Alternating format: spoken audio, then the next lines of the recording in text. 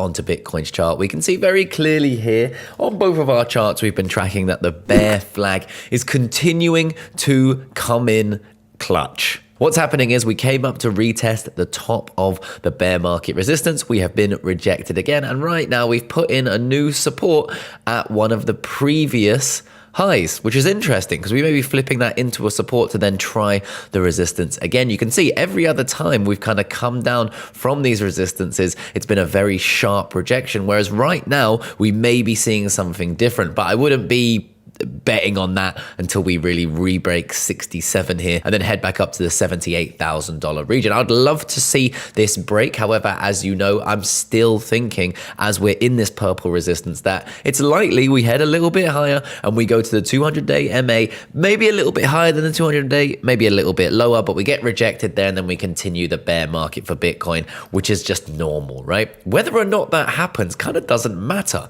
because what I'm doing is I've traded long since we were down here and I've been taking profits from those long positions. I've been putting those profits in my Bitcoin spot positions, and if we get rejected here, happy days, I buy more Bitcoin spot. If not, happy days, I've already bought the dip. That's the plan, right? Because nobody knows what's going to happen. So when you're making your strategies, make sure you look at both sides of the coin. What will happen if it goes up? What will happen if it goes down? How will I react? And what will I do because of those reactions? And one thing I always talk about here on the channel is controlling my emotional state. So I was telling you guys that, you know, about 3 days ago when I was taking all the profits from these trades, we're down to 2.2 Bitcoin in this trade, starting at 6, slowly reducing the profit as we sit in zones of resistance. So I've taken out over, I think about $30,000 from the trade now.